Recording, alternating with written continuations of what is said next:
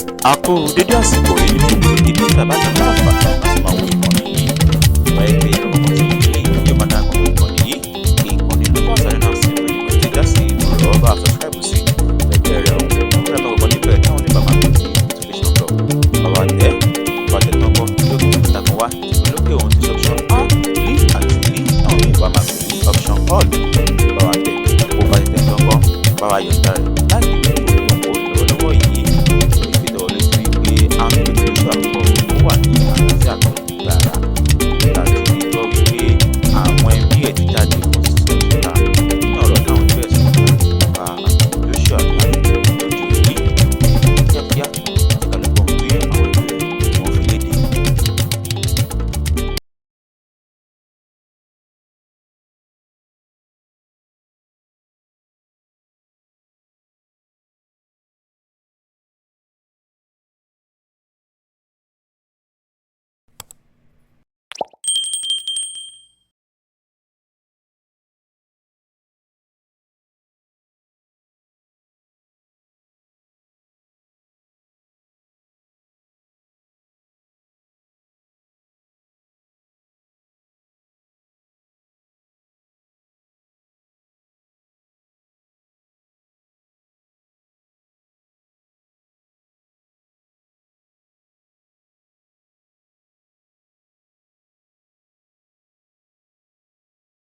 Àti bí ẹ ṣe jẹ́ sí Joshua. Adédàmọ́lá Joshua ní orúkọ ti èmi jẹ́ ọ́nkù sí àkọ́bí Joshua. Ní àná a gbọ́ nípa ohun tí ó ṣẹlẹ̀, kí lẹ lè ṣàlàyé ibo ni ó ti ń bọ̀ kí ìjàmbá náà tó wáyé. Ọ̀gá ọlọ́pàá ló kàn déédéé pè mí torí pé mi ò sábà wà lórí social media.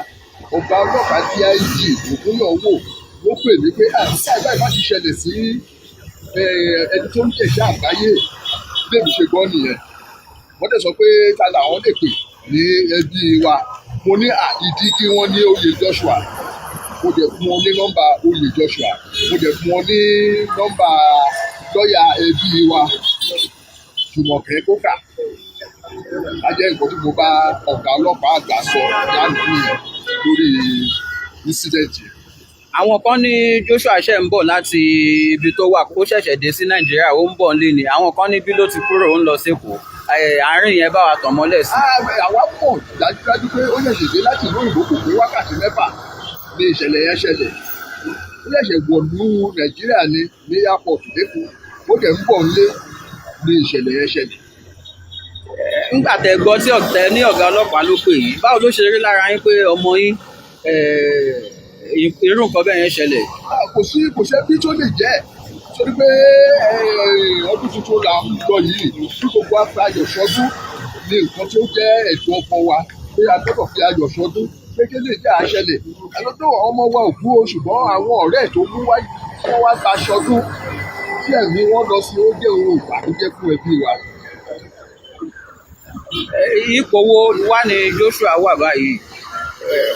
Gbogbo nǹkan táwa ń kọ́ nípa ẹ̀ ní nǹkan tá a kà lórí social media torí pé àwọn ò ní àǹfààní àti rí torí pé ó jẹ́ èèyàn ńlá nínú ẹbí wa tó jẹ́ pé ènìyàn àgbáyé ni tó jẹ́ pé àwọn president gbogbo wọn pàápàá àti gómìnà ìlú yìí gbogbo wọn lọ wà lẹ́yìn ẹ̀ tó ń dáàbò bò tó jẹ́ kí just anyhow person tó súnmọ́.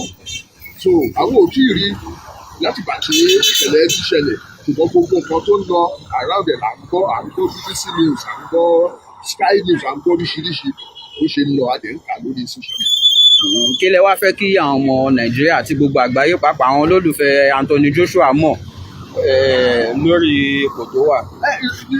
Ju gbogbo ẹ̀ lọ pé ó wà lálàáfíà ara pé accident yẹn ò bá ìṣòro dé so ó sì wà lálàáfíà yẹn ó jẹ́ nǹkan tó jẹ́ ìdùnnú gbogbo ìlú pátápátá.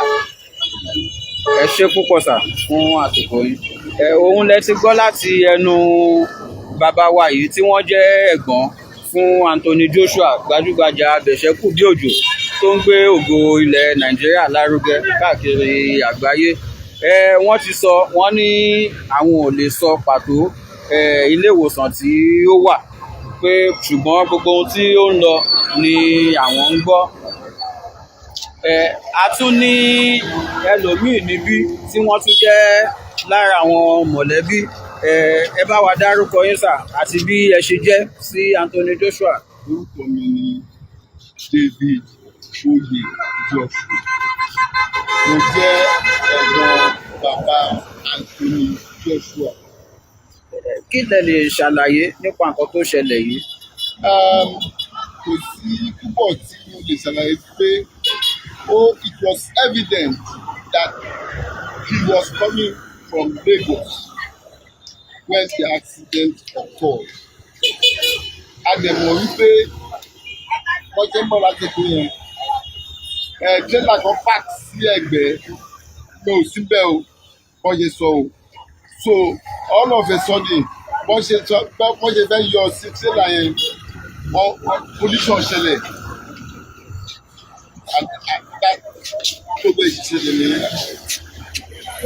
Nígbà tó mú ròyìn yẹn wá fún yín, báwo ló ṣe rí lára yín? Inú wa bàjẹ́ láti àná náà láti ń wá gbogbo hospital around pé gbogbo náà bá ṣé Ìjẹ̀bú Òde náà fẹ́ gbé lọ ni a ṣetán láti débẹ̀, a ṣetán láti wá bàbá ẹ̀ lọ but bàbá ẹ̀ gbogbo course tá a make láti bí báyìí bàbá ẹ̀ mi ò fẹ́ fẹ́ wà Nàìjíríà, màmá ẹ̀ ó wà ní Nàìjíríà tó tó màmá ẹ̀ bó ṣe ṣẹlẹ̀ màmá ẹ̀ ti agbọ́gbé màmá ẹ̀ ń lọ ó ń bọ̀ ṣùgbọ́n wọn ò jẹ́ ká mọ hospital ibi tó wà dájúdájú ní bá ṣe rí wa yìí hospital ẹ̀ la wá lọ tá à ń bọ̀ àjẹ́ tí wọlé padà láti pé ẹ̀yin náà wà níbí. Bí ẹ tí ṣe wá mọ ilé ìwòsàn tí Anthony Joshua wà títí di àsìkò yìí, báwo ló ṣe ń rí lára yín pé ẹ tí rí?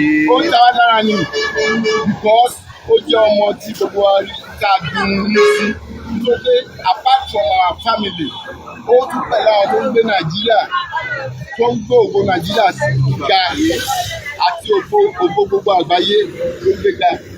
Ọmọ tó ṣe nǹkan tó dáa báyìí nǹkan burúkú kan gbọ́dọ̀ ṣẹlẹ̀ sí kò gbọ́dọ̀ jẹ́ àsìkò báyìí tó bá yẹ kó máa gbádùn ara wọn kó máa lọ ká máa bọ̀ ká máa ṣe kó kékeré kan wá wà ní pain ìyẹn jẹ́ nǹkan tó já agbára pàápàá jùlọ àwọn ẹ̀mí tó sọnù níbẹ̀ yẹn ọmọ èèyàn náà ni wọ́n tí wọ́n jẹ̀jàṣẹ́ tí wọ́n jẹ̀ṣẹ́ tí wọ́n ṣe gangan ṣùgbọ́n pẹ̀lú àwọn tí ó wà pẹ̀lú wọ́n á ṣe ayọ̀ pẹ̀lú àǹbíní wọ́n á gbádùn pẹ̀lú àǹbíní a sì gbọ́dọ̀ ṣe gbogbo tó lè jẹ́ kí inú wọn dùn ṣùgbọ́n èyí tó ṣe lánàá yẹn sì ó bá wa ní jẹ́ lọ́pọ̀lọpọ̀ àwa fẹ́ rí ojú ẹ̀ báyìí a fẹ́ rí ojú ọmọ wa báyìí kárí pé ó wà alright nǹkan tá a ti ń gbọ́ sófà ni pé ó wà alright. Ǹjẹ́ nígbà tí ó ń bọ̀ ǹjẹ́ ó tẹ̀ ti ní àwọn bóyá ìlérí kan tó ti ṣe fún yín pé òun fẹ́ wá ṣe fún yín fún ọdún? Actually gbogbo àwọn ọmọ ọba wa ń bí gbogbo wọn jẹ́ ẹni tó yẹ pé wọ́n travel lọ́pọ̀lọpọ̀ tó tẹ̀ pé ó dára fún wọn owó wà lọ́wọ́ wọn kò sí ọmọ tó bá ti fẹ́ wá sílé kó wá ya ayọ̀ pẹ̀lú àwọn tó wà ní ilé ni kò ṣe pé bóyá máa mú owó wá kì í ṣe pé bóyá máa mú ìlérí kan ṣe kó tẹ̀ ṣe ìlérí kankan fún anybody ṣùgbọ́n ayọ̀ ni nígbà tá a bá rí ojú ara wa ká rí ayọ̀ ká rí pé kò sí aburú tó ṣẹlẹ̀ sí ẹnì kankan. Kò ní jù báyìí lọ lórí gbogbo ọ̀rọ̀ tí àwọn ẹbí Anthony Joshua tí wọ́n fi léde o gẹ́gẹ́ bí àṣà wa àti ìṣe wa tó bá yẹ pé ìgbà àkọ́kọ́ tí ń leléyìí ẹ máa darapọ̀ mọ́ ìkànnì yìí ìkànnì Nova Salinas TV nìkan tí ẹ já sí yìí bá subscribe sí like fídíò tó ń wò lọ́wọ́lọ́wọ́ yìí òtútìgbà mìíràn náà Benjamin Olúwaṣẹ́gun Olúwapamílẹ́rìn náà ní orúkọ mi.